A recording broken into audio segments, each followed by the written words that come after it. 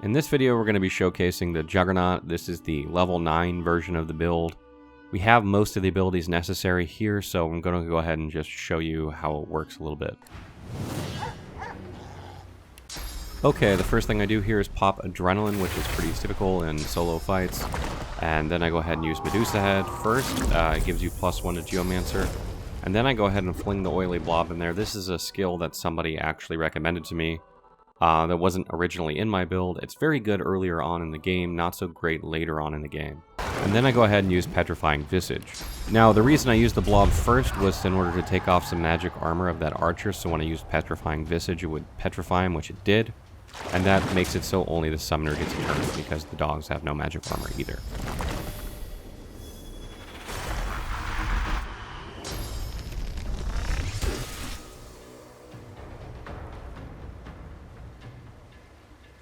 On my next turn here, I go ahead and blitz attack in, put me right in the middle of the enemies. You can see that the Medusa Head is paying off as it's keeping the enemies around me petrified.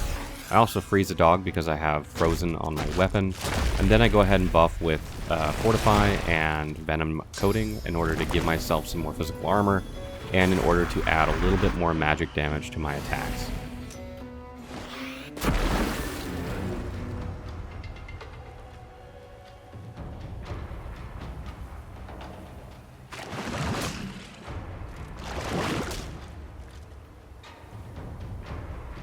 So in this turn, I go ahead and use Whirlwind because the enemies are packed up tightly there, and I get the Executioner bonus from killing the totem. Then I go ahead and use Skin Graft. This is in order to get me back Medusa Head because I need to refresh it here or the enemies are not going to be petrified for the next round, and I need them to not attack me, so I go ahead and do that. Then I go ahead and pop Adrenaline to give me a little bit more AP, and I go ahead and use Earthquake. Earthquake to do a little bit of damage to the enemies with no magic armor around me, and to try and take some more magic armor off the summoner, because I'm going to want to try and petrify him later.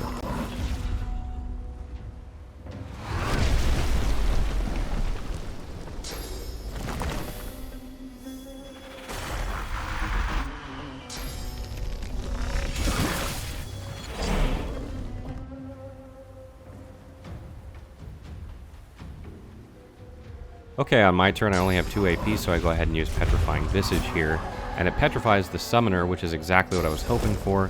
Downs the totem, which gives me Executioner bonus, and allows me to summon the Oily Blob once again, which allows me to do a little extra magic damage if I need it. Now, one interesting thing here I do with the blob is you see I actually attack either of these targets once instead of one target twice, making sure he died. And that's because you don't get an Executioner bonus if the blob kills the target, so I'm softening them up so I can get the Executioner bonus to give me that extra AP because they're all petrified, so no one is going to attack me. On my turn, I go ahead and buff with Fortify to give me some more physical armor because I know that summoner's probably got a bouncing shield headed my way soon. And I go ahead and reapply Venom Coating in order to give me some more magic damage on my weapon. This is because the dog and the archer are both low on health, but the dog has full physical armor, so I want to make sure I kill him, which I go ahead and luckily I do there, get the Executioner bonus, and I go ahead and use Blitz Attack on the archer, which finishes him off, and I also freeze the summoner with the Frozen on my weapon because he has no magic armor, which just was a devastating round. On my next turn, unfortunately, I don't have anything that can CC this guy off cooldown, so I just go ahead and hit him with 2 attacks, and my armor is sitting in a fairly good spot, so I'm not super worried.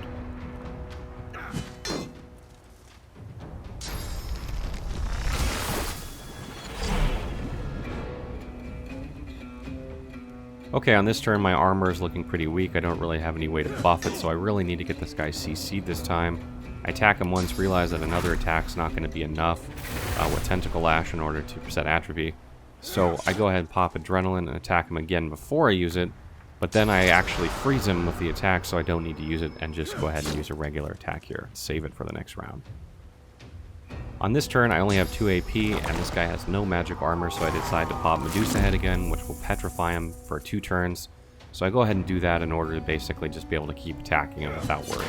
So that's the Juggernaut build at level 9. You can see it works very, very effectively, particularly early in the game when enemies have very little magic armor. It works really well in those circumstances.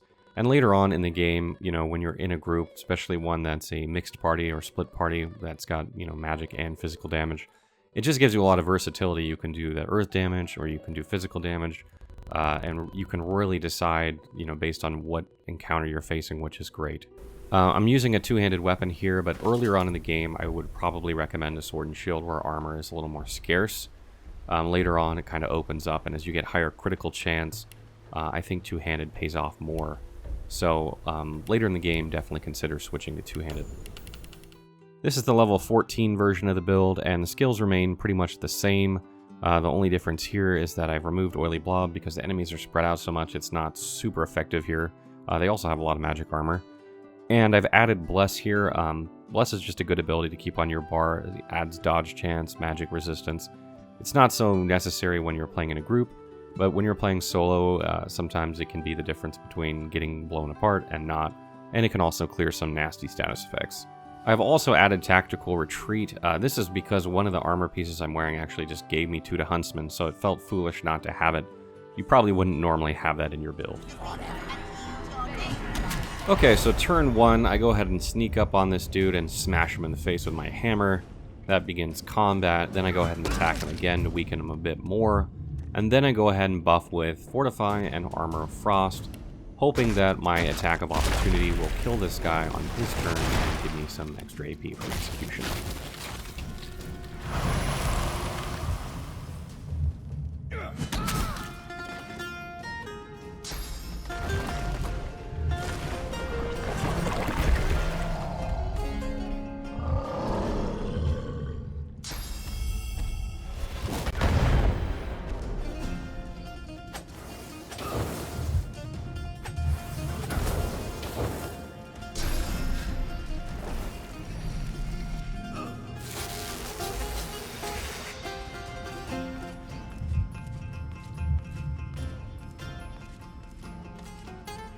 As you can see, I did indeed get that Executioner bonus on the enemy's turn, so I begin this round with 6 AP. First thing I do is go ahead and Tactical Retreat over across the map, trying to get away from those 2 guys, the melee guys dealing physical damage, because I don't have a whole lot of ways to replenish that, so I want to avoid them if possible until I can deal with them. So go ahead and head for the Painweaver, which is the guy that summoned the summons there, so I can take him down and get rid of that. I go ahead and knock him down, hit him, and then I go ahead and cast Circle of Protection. This lasts 5 turns and gives magic and physical armor for 1 SP and 1 AP, so I go ahead and use that.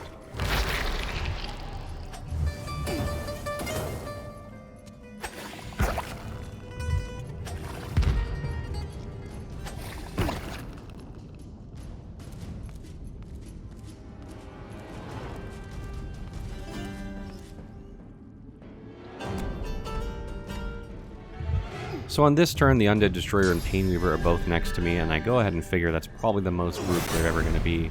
So I go ahead and pop Whirlwind here in order to hit both of them so I can soften up the Destroyer while trying to finish off the Painweaver.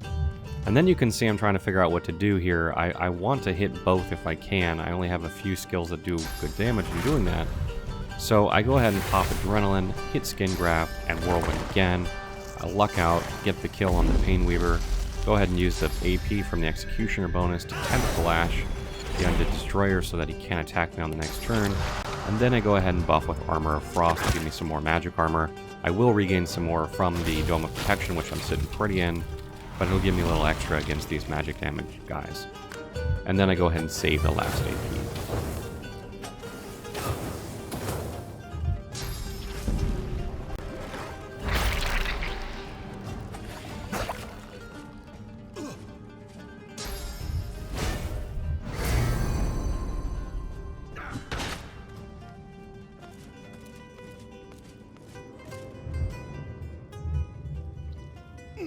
On this turn, you can see the Undead Destroyer kind of wandered off there because he couldn't attack. So I take the opportunity to Tactical Retreat over to one of the spellcasters and go ahead and put some damage in. You can see I didn't knock him down there. I was considering it, but I was actually left him standing because my armor was in good shape and I wanted him to try and run away and give me an attack opportunity.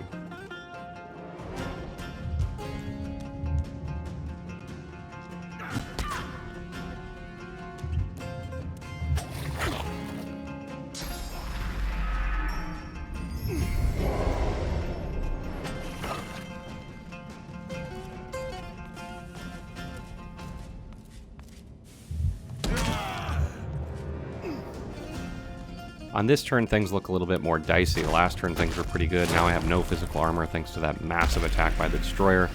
Go ahead and use Fortify to remove the acid, give myself some physical protection.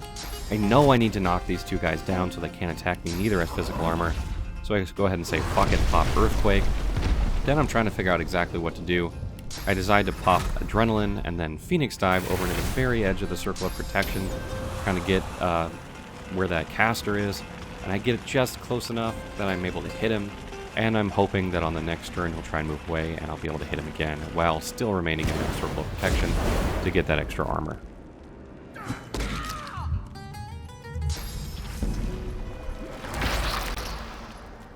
So sure enough, I got that attack of opportunity I was hoping for, put a little pressure on the mage there, so he has to use some, his turn moving, getting away, healing himself instead of just full-on attacking me. So on the next turn, the enemies get up, and I go ahead and use Battle Stomp just to knock them back down. I only have 2 AP. That's about all I can do. I'm still sitting in the circle of protection, so things are looking alright for the moment.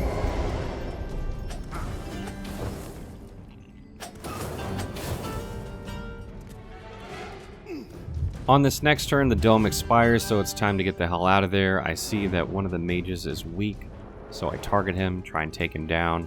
Go ahead and blitz attack over, and then I go ahead and use Tentacle Lash on him to finish him off while he's on the ground. Didn't really have to, but did anyway to get that Executioner AP. And then I knock over the Undead Destroyer there with Battering Ram. And again, I'm sitting in pretty good shape. I only have 2 enemies left, one's on the ground, and my armor values are fairly decent.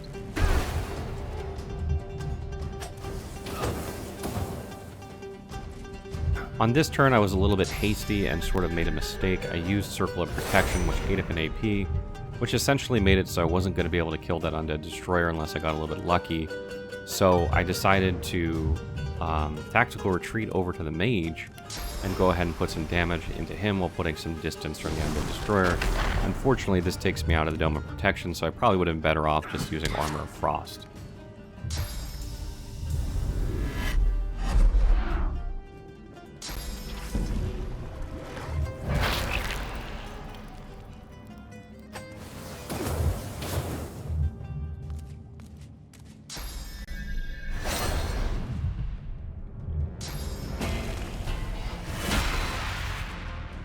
So I get Nether swapped here, and the Undead Destroyer seems utterly confused. On my turn, I'm kind of hell and gone from either of the enemies. I Phoenix Dive over to the Mage, go ahead and attack him once. Since I get the knockdown, I don't need to use Adrenaline, but I would have if I needed to in order to finish him off. And then I just go ahead and buff my magic armor, even though I don't really need to. And then on the last turn here, I just finish off the remaining 2 enemies, and that concludes the fight. So that's the Juggernaut build. You can see it's extremely versatile. These 2 fights were very different. The first fight I was using primarily magic as a means to control the battlefield. In this fight I took more of a physical approach because the enemies had more magic armor, and that just allows you to kind of pick and choose what exactly you need to do. It works really well in a mixed party that has different damage types. One thing I want to mention as well is that I have 60% critical chance right now with this build, which is really good. But what's really interesting is that if you pump two-handed like I have here, you actually gain more increased critical damage, which applies to both your Earthquake, your Petrifying Visage, and all your physical attacks. So it's a better way to increase your overall damage of the build if you're, doing split damage types. Now you have to have a very high critical chance in order to make that viable, because if your crit chance is shit, then that's just not going to work. So I'd recommend moving to two-handed sometime later in the game when your critical chance is over 50% and see how it's working for you. If you find yourself not doing very much earth attacks and you're doing more physical attacks, then you probably don't need to do that. But if you like to be that kind of balanced warrior, which this is kind of meant to be, then that's probably the best way to go. The last thing I want to mention before I go is I think this build is going to work tremendously in Lone Wolf after the Definitive Edition launches, because you have to spread ability points around, and you're going to have points in Warfare, you're going to have points in Geomancer, and you're going to have points in Two-Handed, and all really benefit this build, whereas some builds really need to pump Warfare, and they'll be hurt by that change. This build should remain strong still because of the fact that they can use all three of those really well. Stay tuned for more builds. We're going to try and do at least a few more of these before the Definitive Edition. I don't know which ones yet, but they should be coming throughout the following weeks.